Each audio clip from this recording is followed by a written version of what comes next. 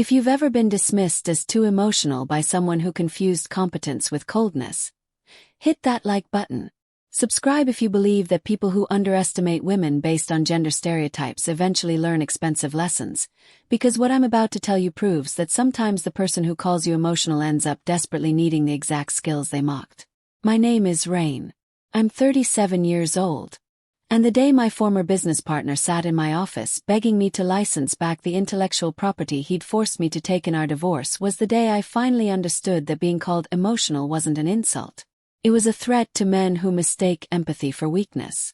But before I tell you about that meeting where power dynamics completely reversed, let me take you back to where partnership died and ownership was born, because every story of vindication starts with someone telling you that you're not enough. I met Tyson Crawford when I was 29 years old at a business incubator program for tech startups. I was developing software that used artificial intelligence to predict customer behavior patterns for retail businesses. Tyson was working on logistics optimization technology for supply chain management. We were both solo founders, brilliant in our technical domains but struggling with the business development side of entrepreneurship. The incubator encouraged collaboration, and Tyson approached me one day after a workshop on fundraising. "Your customer prediction software is impressive," he said, extending his hand. "Tyson, I think there might be synergy between what you're building and what I'm developing." I shook his hand, intrigued. "Rain," I replied. "What kind of synergy are you thinking about?" "If we combine customer prediction with supply chain optimization, we could offer retailers an end-to-end solution," he explained. "They'd know what customers want and how to get it to them efficiently. That's significantly more valuable than either piece alone." He was right. The combination was powerful. Over the next 3 months, we explored a potential partnership. We'd meet for coffee, discuss technical integration possibilities, and dream about building something bigger than either of us could alone. Tyson was smart, strategic, and seemed genuinely respectful of my work. He never talked over me in meetings or dismissed my technical opinions, which was refreshing after years of dealing with men in tech who assumed I was less capable because I was a woman. 6 months after we met, we formalized our partnership. We created a new company called Velocity Insights, combining my customer prediction AI with his logistics optimization technology. The ownership structure was 50-50. We were equal partners in every sense, co-founders building something revolutionary together. For the first year, everything was collaborative. We made decisions jointly, respected each other's domains, and built a product that early customers loved. We raised a seed round of $800,000 from angel investors who were excited about our integrated approach to retail intelligence. But as the company grew, subtle dynamics started shifting. Tyson began introducing himself as the CEO in meetings, even though we'd never formalized titles. He'd make strategic decisions without consulting me, then inform me after the fact. When I'd push back, he'd accuse me of being difficult or not trusting his judgment. "You need to let me lead," he'd say. "You're too focused on details. Someone needs to see the big picture." The criticism stung because I knew I saw the big picture perfectly well. I'd built the customer prediction algorithm that was the foundation of our entire platform. I understood market dynamics, customer needs, and competitive positioning as well as he did. But Tyson had a way of framing disagreement as my failure to understand rather than legitimate differences of opinion. By year 2, the partnership was increasingly strained. We'd argue about hiring decisions, fundraising strategy, and product roadmap. Tyson wanted to grow aggressively, hiring quickly and spending heavily on sales and marketing. I wanted to grow sustainably, building strong unit economics before scaling. Neither approach was objectively wrong, but Tyson treated my caution as fear and my desire for data-driven decisions as overthinking. "You're too emotional about this business," he said during one particularly heated argument about burn rate. "You treat every decision like it's life or death. You need to detach and think strategically." I stared at him, anger rising in my chest. "I'm not emotional. I'm thorough.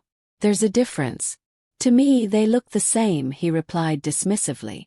"You get anxious about risk, you overthink problems, you let feelings cloud your judgment. That's emotional decision-making, Rain. Business requires objectivity. The accusation was infuriating because it was gendered in a way he probably didn't even recognize. When Tyson was passionate about an idea, he was visionary. When I expressed concern about risks, I was emotional. When he pushed aggressively for his preferred strategy, he was showing leadership. When I advocated equally hard for mine, I was being difficult. Over the next 6 months, Tyson systematically marginalized me in the company we'd built together. He hired a head of sales who reported directly to him, not to both of us. He made press appearances as the face of Velocity Insights without including me. He started referring to my customer prediction AI as our predictive technology in investor meetings, erasing my individual contribution to make it sound like a team effort rather than my creation. When I confronted him about this pattern, his response was chilling. "Maybe you're not cut out for this level of business," he said. "Building a company requires thick skin and strategic thinking. You're too sensitive, too concerned about feelings and fairness. Those are fine qualities in life, but they're weaknesses in business." "I'm not too sensitive," I said, my voice shaking with rage. "I'm correctly identifying that you're systematically pushing me out of a company I co-founded. That's not emotional. That's observant." Tyson sighed like I was being exhausting. "This is exactly what I'm talking about. You're making this personal when it's just business." I realized then that our partnership was over. The question was how to end it without losing everything I'd built. I hired a lawyer, a sharp woman named Octavia Bennett who specialized in startup disputes. I explained the situation, the marginalization, the gendered criticism, Tyson's systematic erosion of my role. "What are my options?" I asked. Octavia reviewed our partnership agreement carefully. "You're 50-50 owners," she said. "That means any major decision requires both of your consent. Neither of you can force the other out without agreement or cause." "What's the cause?" I asked. "Breach of fiduciary duty, fraud, that sort of thing," she explained. "Has Tyson done anything that would qualify?" "Not that I can prove," I admitted. "He's just been a terrible partner." Tavia nodded. "Then your options are to negotiate a buyout, either you buy him out or he buys you out, or force a dissolution of the company." "What's the company worth?" she asked. "Based on our last funding round, probably $4 million, I said. "So your half is worth approximately $2 million. Can Tyson afford to buy you out for that amount?" "He might be able to raise it," I said. "But I don't want to sell. I built the core technology. Why should I leave?" "Then we negotiate terms where you buy him out," Octavia suggested. "Can you raise $2 million? I spent the next month exploring that option. I met with investors, explained the situation as diplomatically as possible, and asked if they'd back me in buying out Tyson. The response was consistent and depressing. Investors loved our technology but were concerned about founder conflict. They wanted both of us working together, not one buying out the other. Without investor support, I couldn't raise the capital to buy Tyson out, which meant I was trapped in a partnership with someone who was actively undermining me. Then Tyson made his move. He called a partner meeting and presented a proposal. "I think we should restructure our partnership," he said, sliding documents across the conference table. "The company has grown beyond our initial structure. We need clear leadership. I'm proposing that I become majority owner and CEO, taking 65% equity. You'd retain 35% and stay on as CTO, reporting to me." I stared at him, speechless. "You want me to give up 15% of my equity and report to you?" "It reflects our actual contributions," he said. "I've been doing business development, fundraising, and strategic leadership. You've been focused on technology. This structure aligns ownership with roles." "I built the customer prediction algorithm," I said, my voice dangerously quiet. "That algorithm is the foundation of this entire company. Without it, you have a logistics optimization tool that dozens of other companies offer. My technology is what makes us unique." Tyson waved his hand dismissively. "You built version 1. The team has improved it significantly since then. You're overestimating your individual contribution and underestimating what I've built around your initial work." The insult was breathtaking. He was literally trying to steal my company by rewriting history about who had created what. I stood up. I'm not signing this. We're 50-50 partners. That's not changing. Then we have a problem, Tyson said, his friendly mask slipping. Because I'm not willing to continue in a partnership where you constantly question my decisions and slow down progress with your emotional reactions. We need to resolve this. One way or another. The threat was clear. Tyson was going to make my life miserable until I either accepted his terms or left entirely. I went back to Octavia with this new development. He's trying to force you out by making the working relationship untenable, she said after reviewing his proposal. That's a common tactic. What can I do? I asked. We can threaten litigation for breach of fiduciary duty, she suggested. His attempt to force you into accepting less equity could be argued as violating his duties as your partner. But litigation is expensive and uncertain. Or, she continued slowly, we can get creative about intellectual property. What do you mean? Your customer prediction algorithm, Octavia said. Who owns it?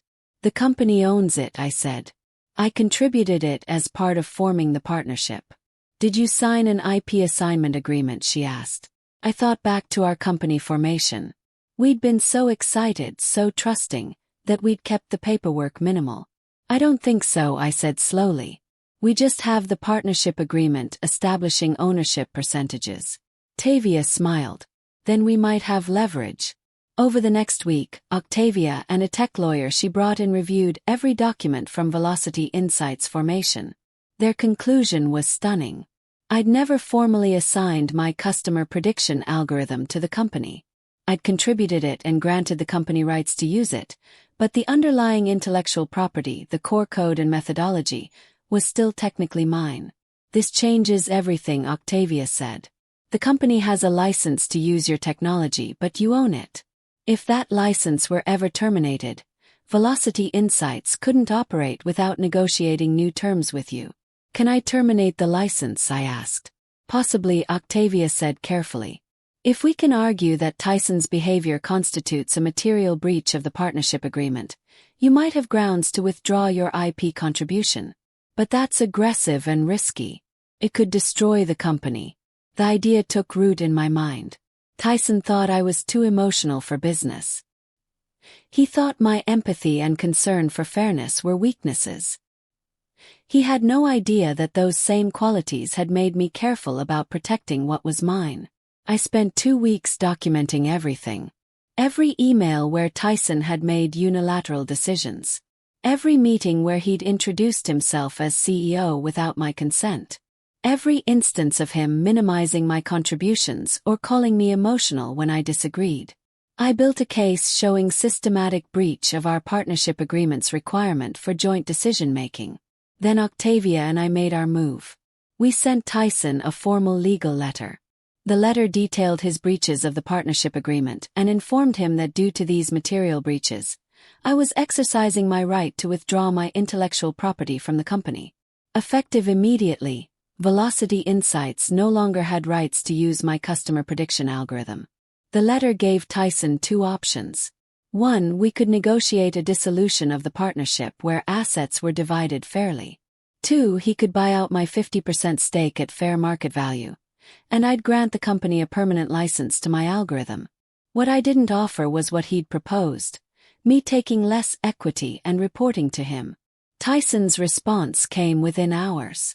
A furious phone call that Octavia advised me not to answer, followed by an email threatening to sue me for everything I had. You can't just take your technology back, his email read. You contributed to the company. It's ours now. You're trying to destroy something we built together because you can't handle not being in charge. This is exactly the kind of emotional, vindictive behavior that proves you don't belong in business. I forwarded the email to Octavia without responding. His lawyers will be more measured, she predicted. Give them a few days to review the actual legal situation. She was right.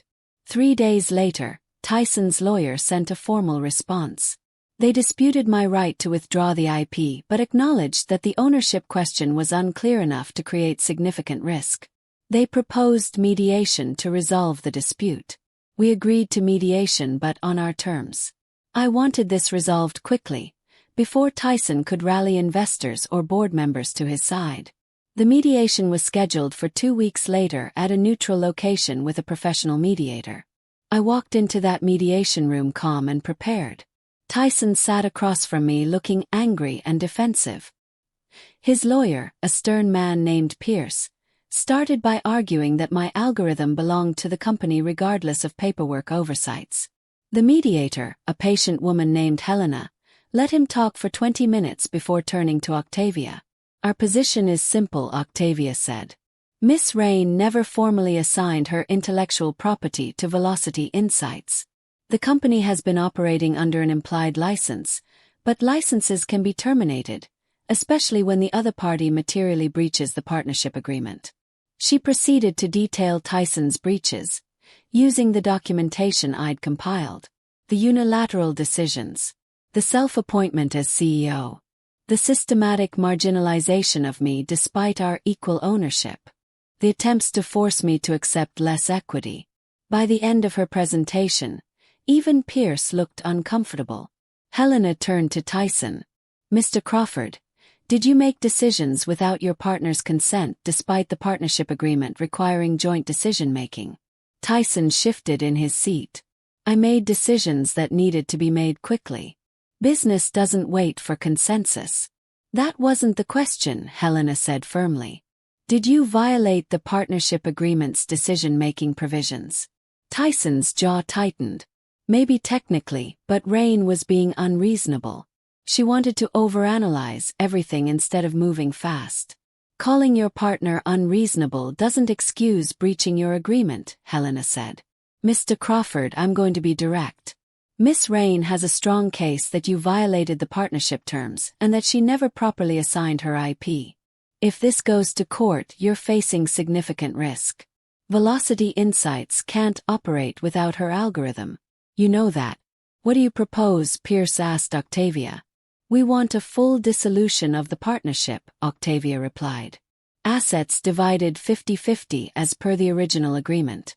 Miss Rain keeps full ownership of her customer prediction algorithm. Mr. Crawford keeps his logistics optimization technology. We both walk away and build separate companies. That's insane, Tyson burst out. The value is in the combination. Separately, these technologies are worth a fraction of what they're worth together. Exactly, I said, speaking for the first time. Which is why you should have treated me like an equal partner instead of trying to push me out. The mediation lasted 6 hours. Tyson didn't want dissolution. He wanted to keep Velocity Insights intact with his logistics technology and my customer prediction algorithm working together. But he also didn't want to pay me $2 million to buy out my stake. And he definitely didn't want to accept that we were equal partners with equal decision-making authority. Finally, Helena proposed a compromise. What if Miss Rain takes her algorithm and retains a royalty-free license, allowing Velocity Insights to continue using it for current clients? New client contracts would require negotiating licensing terms with Miss Rain. Meanwhile, the company pays Miss Rain's 50% stake value over time, $1 million upfront and $1 million over 3 years. That's not sustainable, Pierce protested. The company can't operate long-term without guaranteed access to the customer prediction technology. Then perhaps Mr. Crawford should have considered that before breaching his partnership agreement, Helena said dryly. After hours of negotiation, we reached a final agreement. I would receive $1.2 million upfront for my equity stake, leaving Tyson as sole owner of Velocity Insights. However, I retained full ownership of my customer prediction algorithm. Velocity Insights received a 3-year license to use the technology for existing clients, but any new client contracts required negotiating terms with me. After 3 years, the license expired entirely unless we agreed to an extension.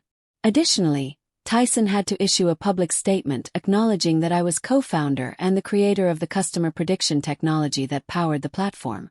This wasn't optional. It was in the settlement agreement. I signed the papers and walked away from Velocity Insights with my intellectual property intact, $1.2 million, and the satisfaction of watching Tyson realize he destroyed our partnership for nothing. For the first year after the dissolution, I focused on rebuilding.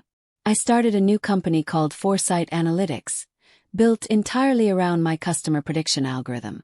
I could offer the technology directly to retailers without Tyson's logistics component. It was less comprehensive but also more affordable and easier to implement. I signed 15 clients in the first 6 months. The business grew steadily, and I proved to myself and everyone else that my algorithm had always been a valuable piece. Meanwhile, Velocity Insights struggled.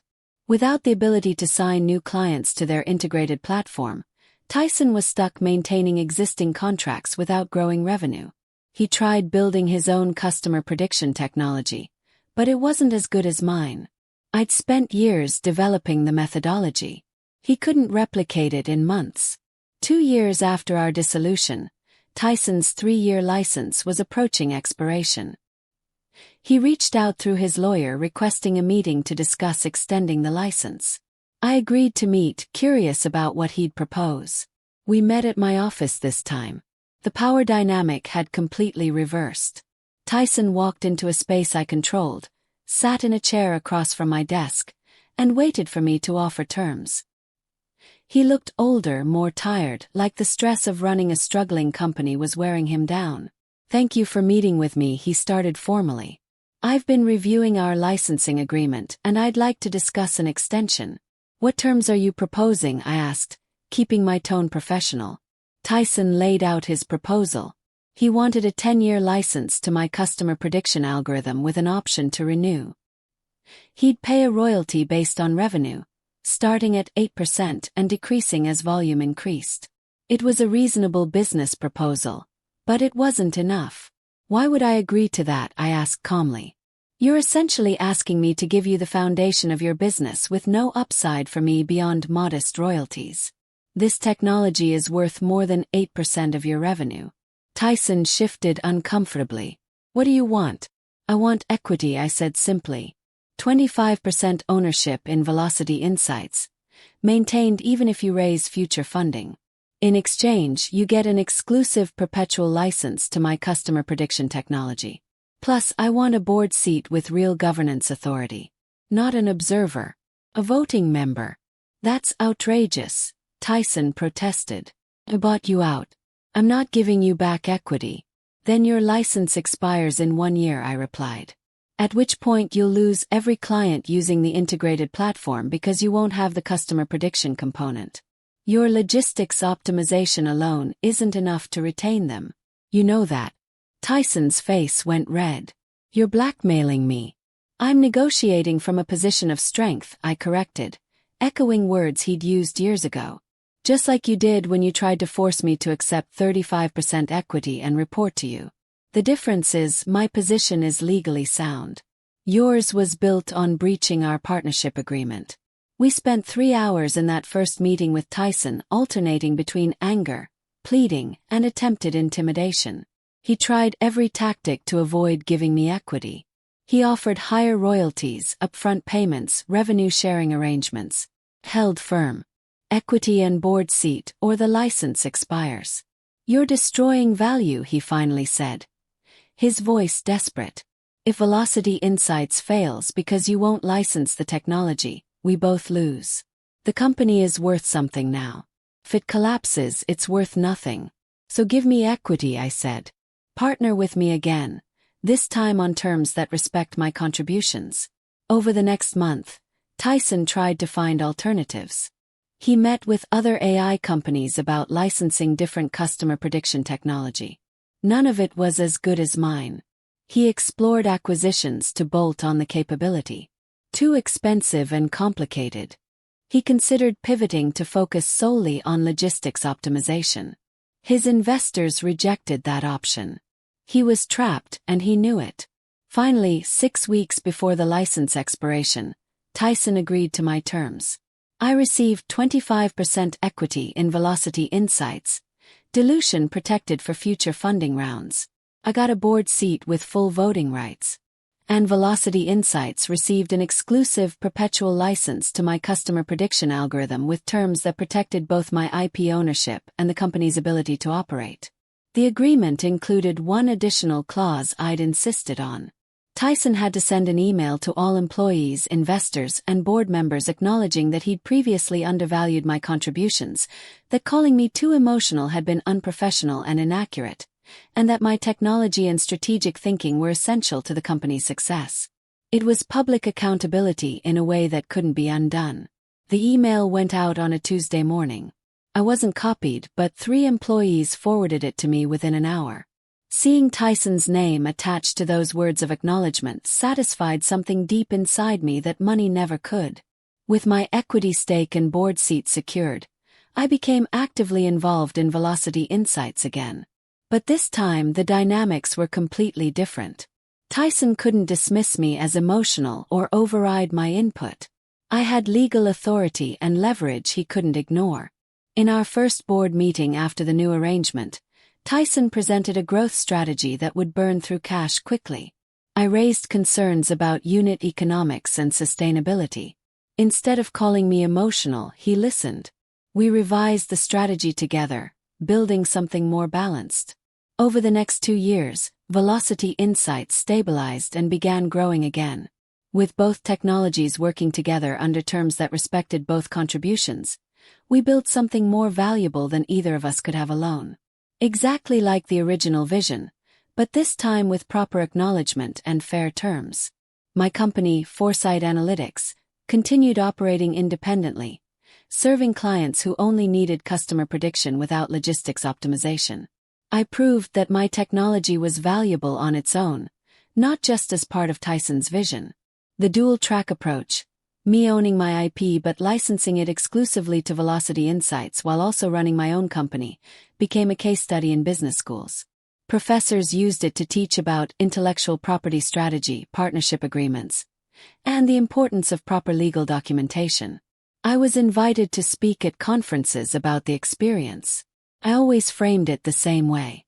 I wasn't emotional about business. I was strategic about protecting what I'd created.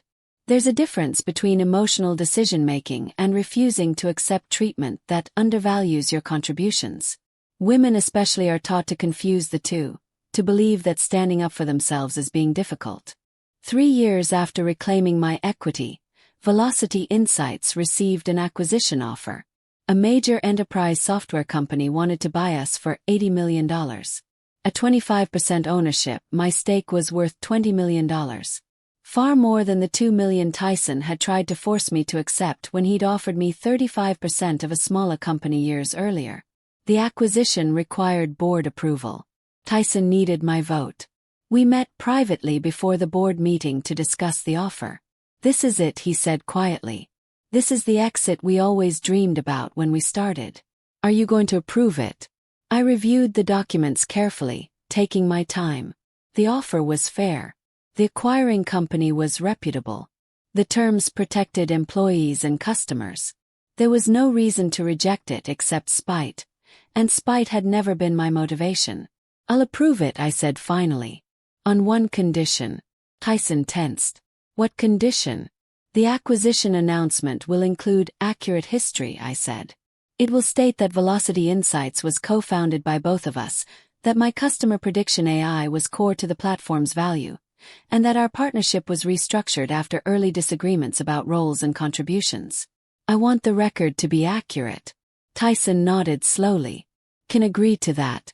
'Cause you were right, Rain. Back then I was wrong. I did undervalue your contributions. I did use gendered language to dismiss legitimate concerns.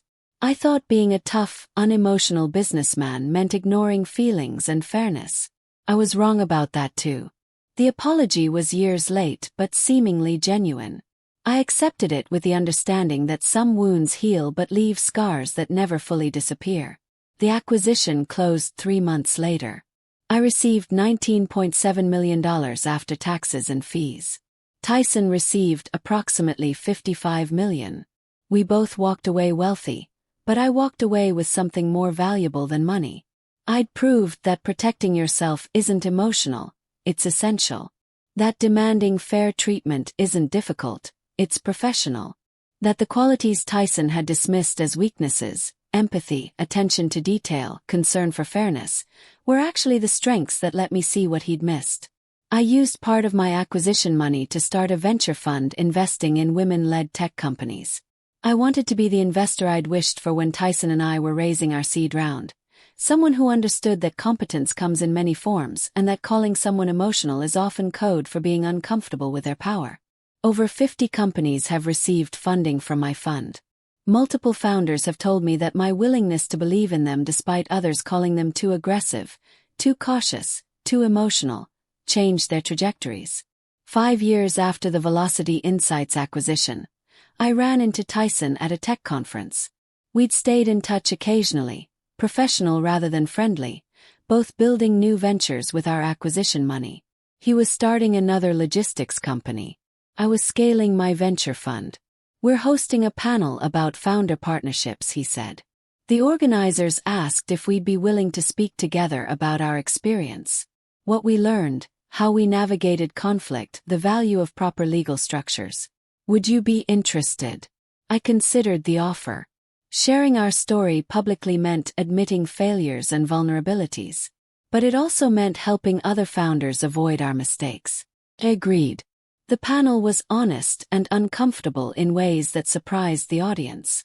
Tyson admitted he'd used gendered language to dismiss my legitimate business concerns.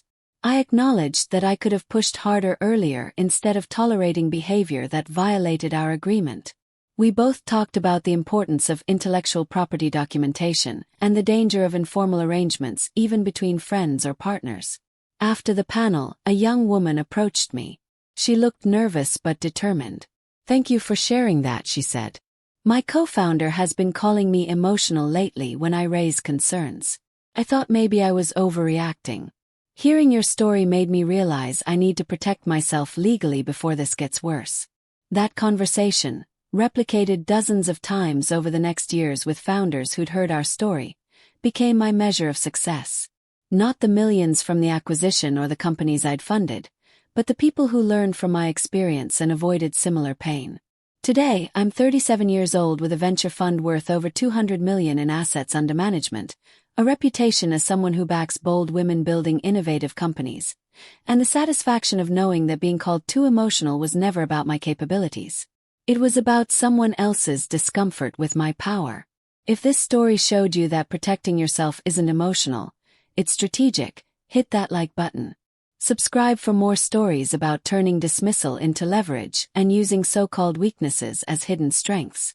Drop a comment about a time someone called you emotional for standing up for yourself and how you responded. Because sometimes the qualities people mock are exactly the ones that let you see opportunities they miss.